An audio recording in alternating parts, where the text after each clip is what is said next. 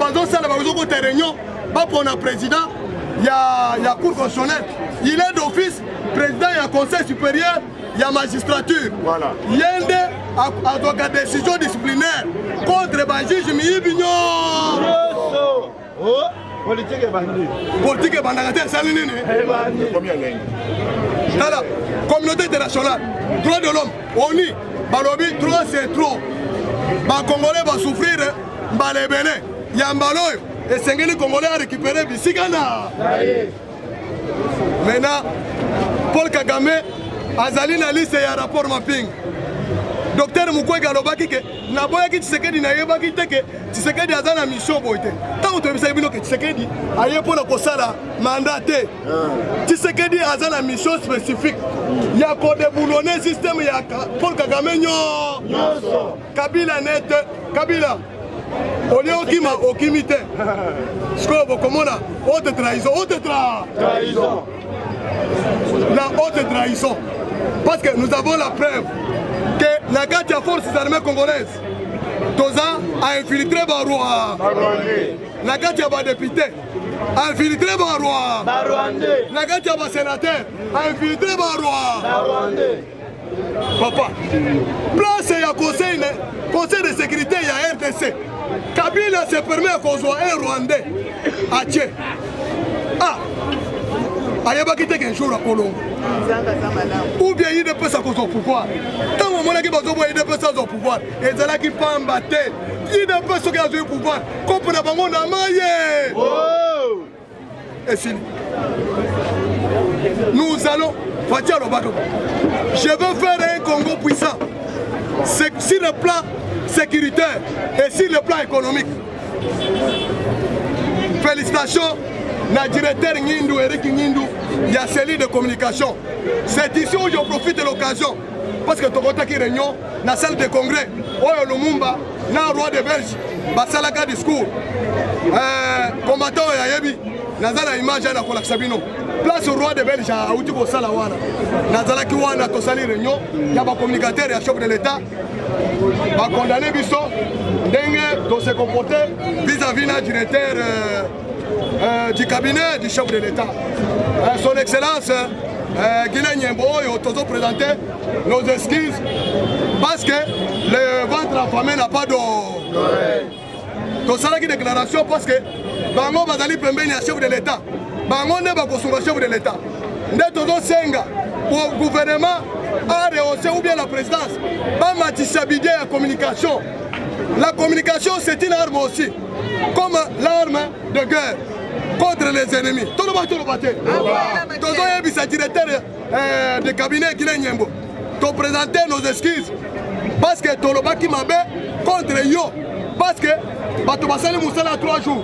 Ozofuta bango un jour. Ils ont bien été. Ils allaient minimiser en plein et en roi. Nous devons profiter de tout pour améliorer. Pas matisse bidé à communication, bidé à presse présidentielle. Ils sont trop bas, ils sont insignifiants. Ce n'est pas comme ça. Allez couvrir une manifestation avec le gouverneur. Mais à retourner à la présidence, vous verrez que le gouverneur est plus 3 fois au-dessus de la présidence. Ce n'est pas une bonne chose. Tout le monde se battre. La vérité, on doit le dire. Une de paix, c'est FIFA. Nous devons présenter nos excuses auprès du directeur Eric Ngindu, chargé de communication. Lolenge, Tomenasakaye, Makas, pour ne pas dire que Fatia Koyeba Makamboy. Parce que vous êtes institution président de la République, ce n'est pas n'importe quelle institution. Même Beleto au président, c'était. Beleto, où est le député dans l'élection en 2018?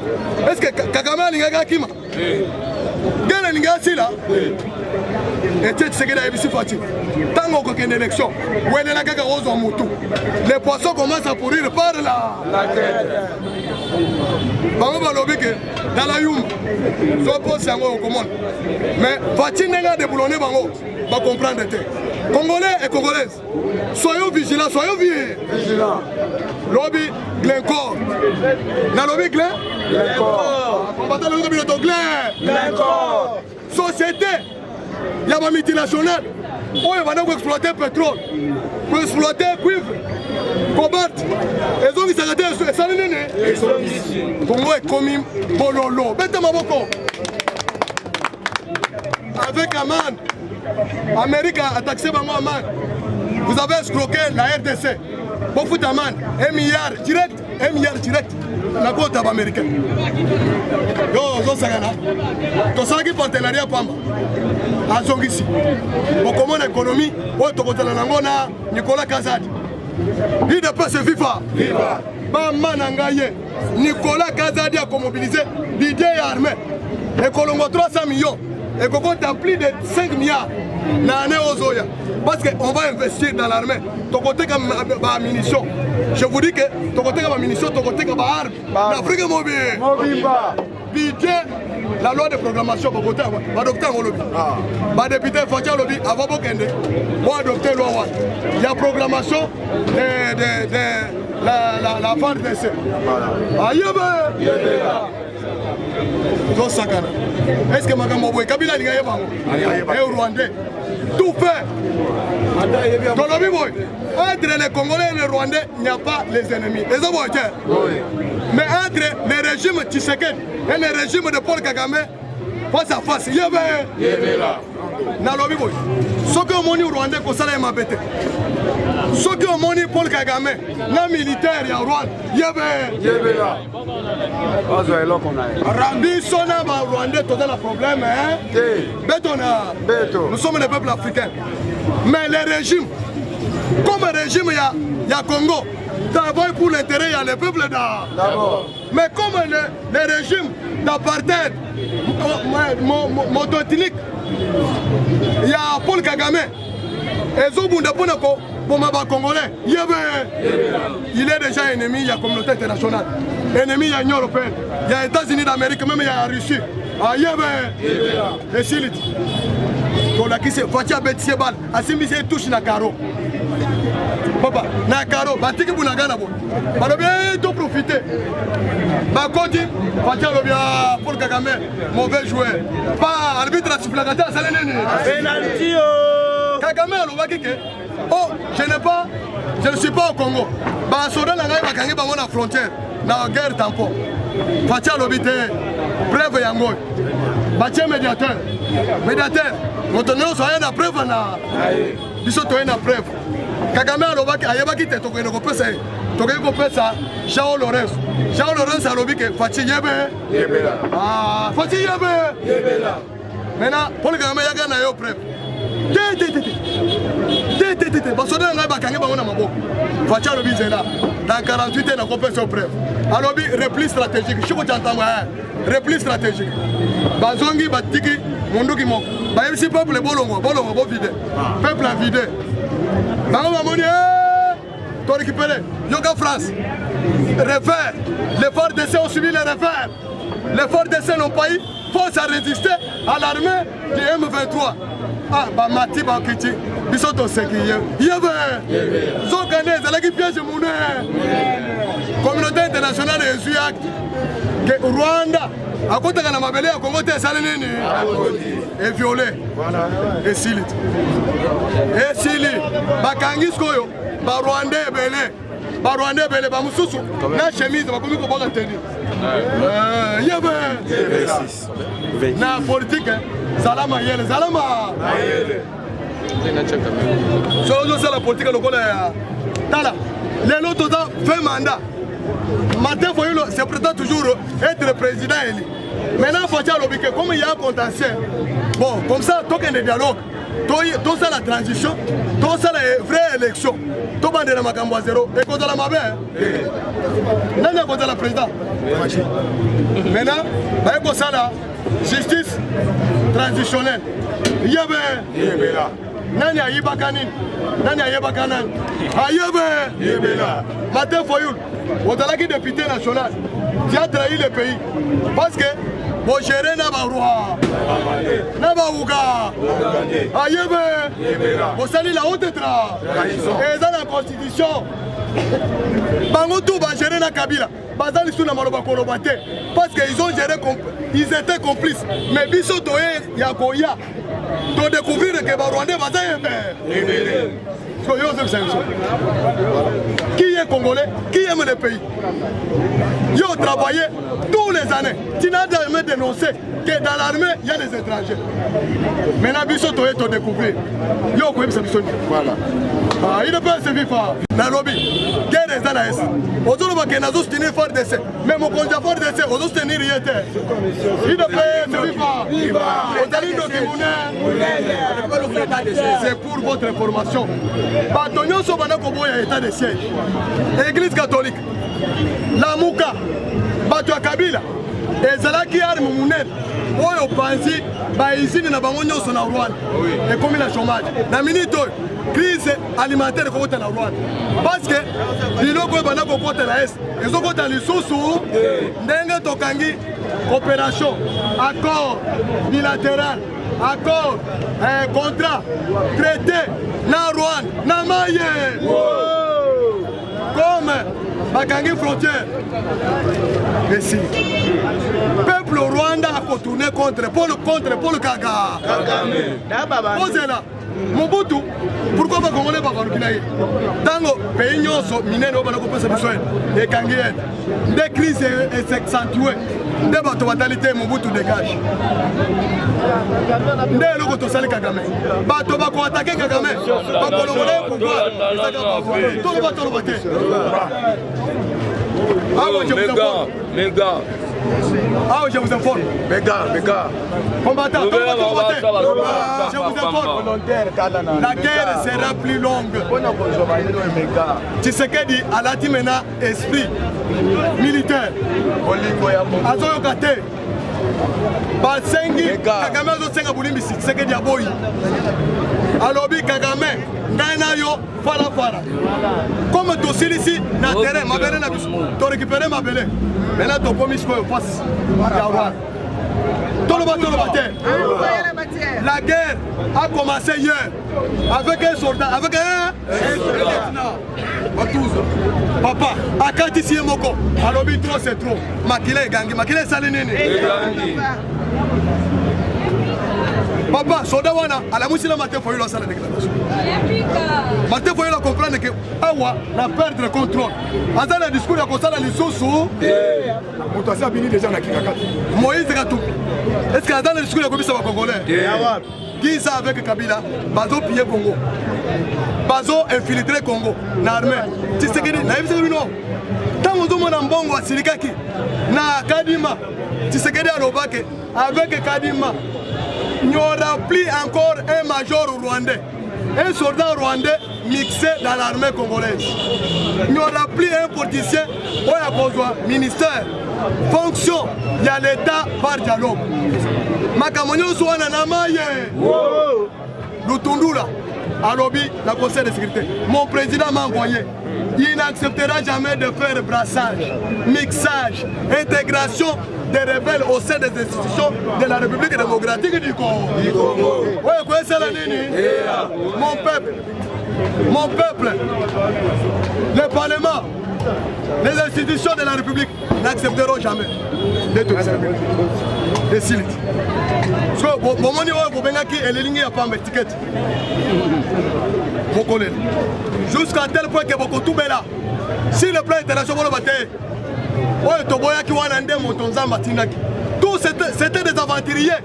Les pions de Kabila tiennent l'opposition pour ceux qui ont abîmé, il va travailler avec lui. C'est pourquoi mon aki Bazoboy, Ambongo, à Sali voyage après le Kozombo en Suisse, dans le dialogue il y a interdiocésain. Il y a Saint-Sylvestre. Pour Tshisekedi Akouf. Aboyi, Félix a comme premier ministre. Ambongo Bozombo. Rang na Félix n'a été Tshisekedi Akouf. Tout ça dans plan B. Plan B, Yango Anat. Tobalusi Yango, si c'est commune, il ne peut pas se vivre. Oui, quoi ça la nene? Bah, journaliste, c'est point de presse. Bonjour, les journalistes.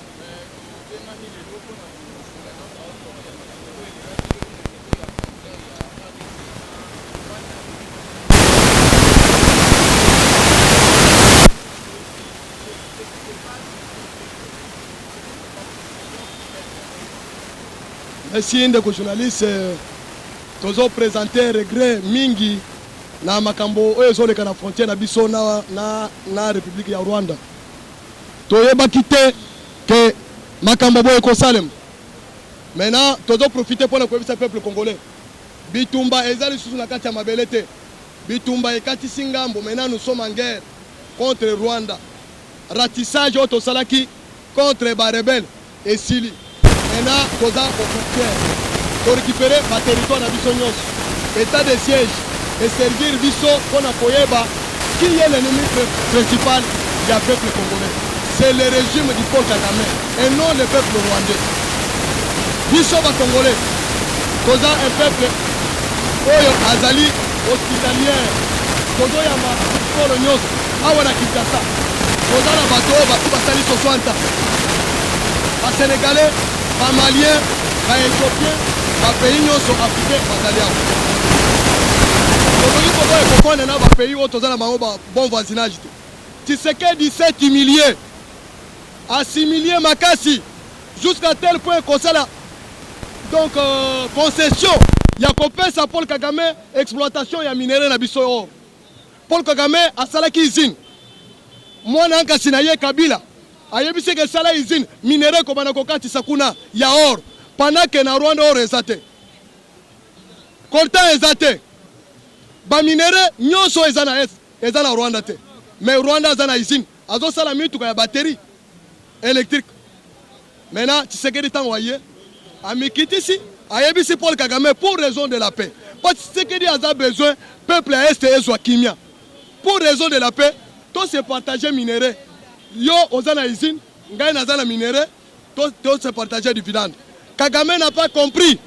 Kagame a profité à moni angolo comme faiblesse ya Tshisekedi comme c'est un civil. Maintenant, ayeba kite que Tshisekedi se prépare de l'autre côté. C'est pourquoi nazo tuna wapi amongo na équipe na ye ya Lamuka oyo babanda koloba ke Tshisekedi azosala ba voyage ebele lelo oyo lobi to inauguré usine ya armement na zone industrielle ya Maluku. Nani ayebaki ke tozo préparer? Nani ayebaki ke usine ya or na Sud Kivu ba esili déjà musala? Ndenge tokwati relation na Rwanda ba accord nyonso signé na Rwanda, nous allons nous prendre en charge. Parce que usine nyonso oyo Rwanda azana ngwana Félix asali yango. Lelo nani alingaye bake Congo bitumbe sali na est 28 ans. Sur le plan diplomatique, diplomatie ya président nani ou réussir ya mobiliser toute la communauté internationale. A commencer par l'ONU. Ba condamner Rwanda. États-Unis a sengi toutes les communautés internationales va condamner l'agression de la RDC par Rwanda. Et c'est la même colonie. Depuis que le Congo est. Le lobby, chef de l'État a mis l'Union européenne. Tous les membres, il y a sanctions de l'Union européenne. Baye ba lobby, pesabi son matière, tout sanctionner Rwanda, tout maîtriser Rwanda. Maintenant, Paul Kagame est isolé. Sur le plan diplomatique, lobby dimanche, forces armées, il y a régional, il y a Afrique de l'Est, ezoko ya na Goma, ezoko ya na Bukavu, ezoko ya na Bunya. Nani a koyi la diplomatie bon. L'élo armée Nabiso est comme une armée puissante. Grâce à la mobilisation de Tshisekedi. Tshisekedi a fait un voyage. Il a fait un élément. Il a se spécialisé dans le domaine tel. Il y a guerre. Guerre, Mikolo, est comme une guerre technologique. Guerre spécialisée. L'élo Rwanda a fait un terrain. Plagnon sur Rwanda, tout le monde a déjà. Tout le monde est spécialiste. Maintenant, raison au monaki en Bongo. Fridola Mbongo cardinal Mbongo wa boy ici papa ya na ba déclaration bilobalo banaye que papa soki Congo est commis paradis soki Rwanda kimi Congo biso to Congo est commis paradis ngai na kofana na affaire akokene kofana na Rwanda sko lelo toza wapi là où se trouve le peuple Mbongo asate bomona kinenge baboyaki seni kadima bayebaki ke bacha moto na bango abana konome ba député voilà tango bamoni kadima na Tshisekedi a lobby que nous rappelé encore mixage na brassage intégration ya groupes armés dans ba institution un caporal a commis général sans que koleka ba étape nyos Tshisekedi a yé dans 3 ans a sali réforme armée ba nani nyonso formation nyonso ya Kiton et récupérer à lire tango ya Mobutu Kotako li memama base militaire ya Kamina Kibomango. Il faut qu'on récupère place là. Nous avons des officiers.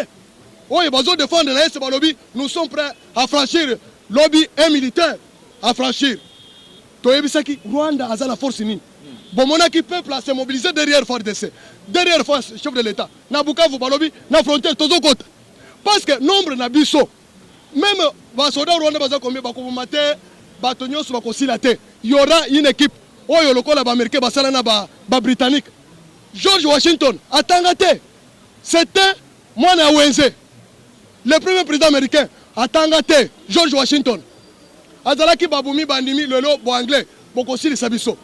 Bakei na froti George Washington a tikali moko azui pouvoir. Makambo a classe ezalaki te. Mais où sont passés les docteurs, les professeurs universitaires qui ont travaillé avec Kabila? Qu'est-ce qu'ils ont laissé le Congo? Les lots qui sont accueillis les lots. Atikili biso Congo mobimba. Atikili biso armes. Atikili biso armée. Azotikili biso diplomatie mounen. Nous sommes respectés sur le plan international. Mais Kabila atikili biso ni. Batonyo so ba travailler na Kabila batikili biso ni. Nazo lancé un appel pathétique. Na tous les Congolais, oh, un vrai patriote, tout soutenir FARDC, tout soutenir le gouvernement Nabiso. Na sepeli makasi, na patriotisme, il y a le président Mbosso Kodia. Et le Mbosso Kodia Sali a déjoué carte ya Bahati Lukwebo, le pion de Kabila. Na cour constitutionnelle. To sepeli makasi, na déclaration, il y a président, vice-président Mbata, professeur. Oh, il y a lobby que ancien président comme le sous-président. Histoire na Kabila na maye. Et c'est lui. Comme tu sais, c'est Bitumana Est. Maintenant, soda wana. Peuple a lobby, bon peuple a bisoye. Peuple a côté na camp militaire. Pour balongola na morke. Batamoula na ego mobimba. Héros national. Mobilisation à Boyesala quoi. Il y a peuple derrière l'armée. Non, non, Salamakate. Au moins, le peuple que vous voyez est une arme plus que la bombe atomique. Kabila tika, le peuple plus que non, un peuple sans une armée. Maintenant, le lot Kabila tika le bisoni. A tika le biso guerre. 28 ans. Le lot Rwanda a infiltré, bas colonel, bas major, chef d'état-major. Vous serez condamné comme complice, il y a haute trahison. Tu as géré l'armée avec les infiltrés, sans toutefois les délicher. Voilà. On ne peut pas gagner la guerre si on est infiltré. Chef de l'État, commandant suprême, Todo Sengayoboy, contrôlez d'abord l'entourage de Nayonyo. Qui est Congolais, qui n'est pas Congolais.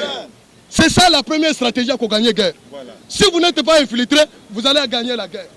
Deuxième, il faut avoir le peuple derrière vous.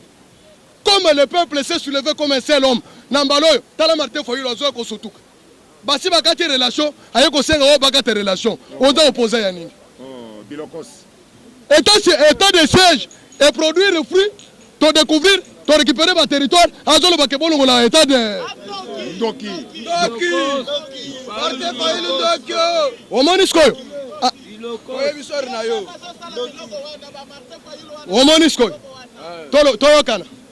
Est-ce que Bomoni Mokeri Yaba Rwandais, Jeannette Kabila a occupé poste nyonso na Congo. Député national, président de la commission de défense, a été français. Lobby, tant que bazozwa décision monene institution, Yaba Kolongo la ba Rwandais, na kati ya Assemblée nationale. Ariane Mouchobeko, c'est une Rwandaise. C'est une Rwandaise à 100%. Nana Ebsegio.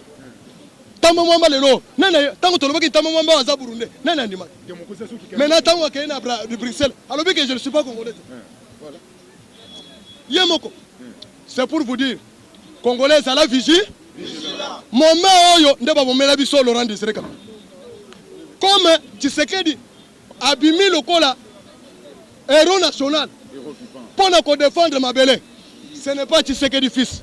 C'est Tshisekedi le. C'est Tshisekedi le. Et quel Tshisekedi l'aéroport a bisabi sengimana. Toyebi plagnos. Je vous dis, peuple congolais, soyez vigilants. Bon, c'est la vengeance d'un peuple rwandais ou burundais. Biso toza contre le régime ya Paul Ka. Bon, tomber na piège était. Oh, Laurent Désiré Kabila sali sabino Apollo Kosim Sabino touche. Nde oyo, communauté internationale zaki derrière Rwanda récupérer d'abord biloko. Na massacre basala ba Rwanda. Biso toko sala bongo te. Ya biso na bango ezalaka ka bitumba. Guerre diplomatique ndenge to kase or na biso ekokende lisusu te. Korta na biso ekokende lisusu te. Nani uranium ekokende te.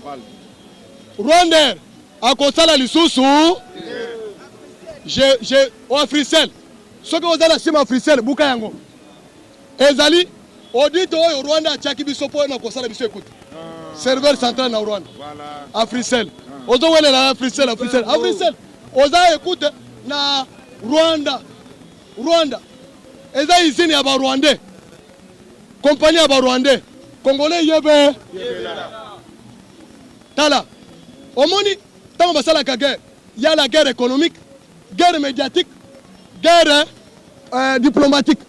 Fati a cassé Rwanda sur le plan diplomatique. États-Unis a lobby, Yemoko lobby. Commission et affaires étrangères, il y a Sénat américain. Basali déclaration, Bazo Senga. Toute la communauté internationale va condamner l'agression, il y a Rwanda, il y a RDC par Rwanda. L'Union européenne a condamné. Belgique, tout le bâté. Russie, Yemoko. D'ailleurs, Russie a tenu avion, Babeti lobby, et pas Rwandais. Et ça, il y a Russie. Bazingam. Poutine, a lobby, bon. Kagame, on s'en est. Nana zomona très loin. Na bisa bino ke Jean-Claude Van Damme ayo. Aye libela li. Libela. Check Norris. Ba Rambo check boss. Bazaliao. Na bisa bino. C'est la guerre. C'est la guerre. La guerre on utilise de tout le monde. Yebe. Todo ça la réconciliation il y a entre les Congolais de père et de. Est-ce que papa na wenge Rwanda azali na lobi boy na wenge Rwanda azali signe ya liboso ya fatia ko la sabino que il va réconcilier tous les peuples congolais. Muswahili, Muluba, Mukongo, Mungala, Betona. Fati c'était rassembleur ndenge ba komana acte 24 verset 3. L'homme des réformes, l'homme des réformes. Papa, à ça les réformes économiques. Glencore, Azongisi, ba permis na biso ya pétrole lobby. Glencore, Cobalt, cuivre, tout.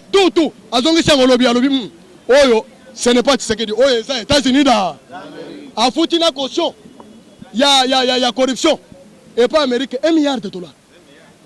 Yozo sagana na fachi, o sagana ye. Tango omoni amongo bana ko boya. Amongo oyo. C'est un agent ya ba multinational. Tango bana ko boya Tshisekedi au pouvoir, et ba ki soki Tshisekedi a pouvoir. Ndenge a déboulonné bango na système éducatif. Gratuité de bazomona na CT. Même si le plan ya kope na esi ya minéré bazomona na CT. Oyo balobi oyo ezando kimune. C'est pourquoi balingi babo maye. Journaliste, toyebisi bino ke maintenant vous devez jouer votre rôle. Il y a quoi éduquer masse. Base à la patriotisme. Tolinga d'abord mabele nabi. Nous sommes en guerre. Oh. Yo sali bien makasi. 14 avions de chasse RDC à mon côté. Le lot c'est plutôt engagé qui en a Rwanda. Merci. Journaliste, il y a les deux là. Mususu abongola motema na nani wazana na itala te na itaka onani. Eliezer. Akomi ko bongola motema. Il y a les deux. Christian Lusakweno et Molière. Les agents de Kabila et Jean-Marie Kassamba. Voilà. Ce sont des pieds de Kabila. Moussala Mangoni. Il y a quoi là qui s'est action nous fatia zo sala bango bazo saboter. Pour peuple amonene a sali le côté. Tant que tu as élection, bon mon que Félix a sali le côté. Papa, est-ce que Molière azalaki na mboko? Est-ce que toi aussi tu récupéré ba territoire na biso? Ndenge tu récupéré ce koyo? Maintenant, territoire wana ezaki na maboko ya ba Rwandais. Molière a été humilié. Mboso ayebisi boy. Ah, combattant. Peuple congolais. Mboso ayebisi boy. Monsieur Molière, honorable Molière. Omoni avana comme place au président. Nazamone mobali. Alinga yebisi que je suis congolais. Ayebisi que je suis congolais. Makambo zo le bana ozazoba. Ba humilié ye. Alobi ale. Azonga ke no fanda. Théâtre basala kango etikanyos. Amoni ndenge babana ko sala théâtre na kingakati. Azo sala ba courbette ndenga ko salao. Avec Tshisekedi, il n'y a pas d'aventure. osala aventure oza déniché oza liba ba Molière tokoyeba bien tokolandela makambo nyonso. Qui est congolais, qui n'est pas congolais? Est-ce qu'un congolais a connu qu'on réduire force à faire décès devant un petit Rwanda? Bon, alobaki lobi soda qui est comme 3 au Rwanda wana azayemoko tout ça la calcul. Les Congolais a 90 millions, hein? 90 millions d'habitants, non? Bon, tous ont 1 million. 1 million yaba militaire. Motomoko aboma 3 kaka ndenga abomwana. Est-ce que Rwanda n'a peuple côté la wana? Mais comment un député? C'est pourquoi ba isolé bango. Bazoko tana secret de boîte. Boyebi oye salemi oye. C'est une déclaration de guerre. Article 143. Article 85. Boke ne kotanga bien. Il y a constitué le biboy. Avant de déclarer la guerre, s'il y a une circonstance qui perturbe le fonctionnement des institutions, est-ce que Mboke Zotambo l'a bien scoyo? Nous sommes en guerre avec le roi. Même la communauté internationale Yebi. Bao Bazeli élection 2023 va comprendre déjà l'événement de Ngeza. Même la communauté internationale va nommer un médiateur. Fonctionnement régulier à l'institution exacte. Tous les budgets sont convergés vers la RS. C'est pourquoi le Conseil supérieur au Ekotiao, Bakoti, mixte, Assemblée, Sénat, toutes les institutions, Bazale Kouana. C'est une déclaration de guerre. Bakoui c'est Molière. Botel a déjà sur terre. Et le Conseil Miwana. Bon, sur terre. Molière, Ambongo, Bakabila, Bajamarika Samba. Ce sont les journalistes de Kabila, ils sont financiers. Perron Loire, Bozo Galissus. Journaliste, je suis à votre disposition.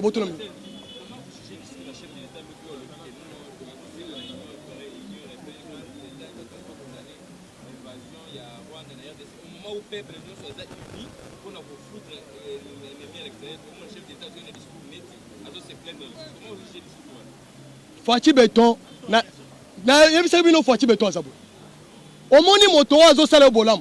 Ce que yo salé l'embabé, même devant Zambé, aux akonda. Fati Béton avant de boulonner moto. Azo yepana ya lobby, mon frère, tiens mon frère, mon ami, boy na boy. Papa, nano tozo président stratège, loko la Fati te. Azo beta, azo salaboy. Kabila ti nenge bazo de boulonner ayeba kite. Ti le loy. Kabila ayeba kite ke ekoki kokome na boy. Ayeba kite ke bakokanga ye akoma haute trahison te eloko asali. Tokangi ba Rwandais na armée na institution. Omoni mboso asali liste muke il y a 5 balongoli ba député wana motif boyoki eza absentéisme. Nani nationalité na bango eza douteuse. Bokoyeba. Na lobby bokoyeba. Est-ce que ce moni muzito azana 300 parcelles là? Atongi immeuble. Kene na bandu ndomo na parcelle na atamo. Tika bokoyeba Congolais bokoyeba maintenant tokobimisa makambo libanda nde oloko babana ko boya ide pesa kota na borte ide pesa ko kota na borte secret na biso ko zala libanda nde yango. Pour votre information, Fati azobeta na guerre, c'est comme ça la guerre. Guerre classique. Ozobeta toke na négociation. Maintenant la minute Fati azan avant en poupe parce qu'il a gagné la guerre diplomatique. Il a gagné la guerre économique. Rwanda est tout fait. C'est-à-dire société nyonso na Rwanda et quoi. Banque mondiale a tuni Rwanda mais bidé o lobaka que ozali na ressources. Écoute les ressources te. Ozo publier les ressources revite. Oh, je suis en guerre. Je suis en guerre contre na Balobi oh, je suis en guerre contre les M23. Oh, nzokande M23 ezali yo. Bazui tozuye tokotie na moi le pinière même na des institutions financières ba pesi biso secret. Rwanda a déclaré la guerre. Pendant que Bisso Tozobuna na M23, Zokande Tozobuna na roi. Asimi touché mon côté. Voilà. Tika, c'est pour votre information. Peuple congolais, soyons derrière Fati Béton. Aucun président ne peut pas gagner la guerre. Ce qui peuple n'a pas, tant en Ukraine. Les lots, Russie, Azalaki, tous les atouts. Mais tant que le président a belé quelques peuples, Motonyoso, Asimba Eloko, tout défendre ma belé. Est-ce que Russie a gagné la guerre dans 30 jours? C'est pour vous dire. La meilleure façon de gagner la guerre, c'est avoir la population derrière vous. Voilà. Ce qui est Congolais, Bolingi to gagner la guerre à Rwanda, définitivement to en finir. Ndenga Moukoui Garobi. C'est-à-dire tous à la derrière, président de la... Tozo le bobo. À travers vos micros, je lance un appel. La présidence, a commencé par le directeur, son excellence et directeur de cabinet, Guilain Nyembo. Direcaba, Olivier Mungendou, Boza Ebele. Madame Mbombo, délégué Yadjirikab, Nakatia, presse, Tozo Senga, bon relevé budget, il y a communication, presse c'est une arme. Ndengue, peuple les a mobilisés, et Sengeri, la chaîne Nyons, presse Nyons les a mobilisés derrière le chef de l'État. Toko gagné guerre médiatique. Parce que Rwanda a financé, la mutation a financé RFI, a financé la chaîne Ebele. Mais Bissoto armé na Bisso. C'est pourquoi Balobi, pas question Yao. Oh, beaucoup de sangana ndako ya chef de l'État. Top Congo, chaque côté sangana sur le yo Cristiano Sakone yebe. Ah, nalobi Cristiano Sakone yebe. Makamono, oh salaire ya chef de l'État est combien? Yo utuna kabila salaire na. Voilà. Président Mathieu, un député à IDP, son nouvelle Congo avant, à Sengi, arrestation à Joseph Kabila, ceux qui vont prendre Joseph Kabila, pour l'aller, et vous allez payer par la mort M23, aussi ça par rapport à te Kabila, au moni, et le Kobasalaki, président vie, pour appeler sa biso bas secret, il y a gestion na Kabila Azalawa, Tokoye Bisaye un par un, ceux qui gagnent Sili, Tokoye Bisaye que bateau et Tokangi na armée. Nani anomaki bango bache généraux. Nani anomaki bango bakolo. C'est ba ordonnance ezali non. Ba arrêté ezali non. Tokolo bake. Osa yeti ndenge yemoko kolo bateo, je fais la haute trahison. Parce que tina lelo. Bosco Tangana dans ce pays. Azo plaider kaka na Kinyarwanda. Ayebi ata munoko moko te. Kende Jeannette Kabila. Ayebi lingala te. Ti Kabila. Azo kende lelo. Kende journaliste Tanda Kabila micro, ayebi lingalate. Encore vous êtes les Congolais. Biso to uti na intérieur na Mbujimai, toza ba villageois. Mais to combien tozo sona na lingalate. Eza munoko ya Bakino, ya capitale. Ndeto lobby. Peuple congolais, to soudé, to se soudé, to kangama, to za la vigilant. Moto côté la ennemi côté la bisoté. To battre la chef de l'État. Tobaté la FARDC, Bissognos au Parlement debout, changement de mentalité, et d'aller derrière les FARDC. FARDC, bon dans le soutien, il y a Bakinois, les parlementaires debout, Nyoso, tous soutenir FARDC. Il ne passe Nyoso, et derrière FARDC. Que Dieu bénisse la République démocratique du Congo, que Dieu bénisse le président de la République Fatih Beton, que Dieu bénisse les FARDC et les parlementaires debout. Commandant Chico, Chantambo Toza Simanayo. Merci. On a besoin d'un numéro. Plus 243 84 77 93 864. Plus 243 84 77 93 864.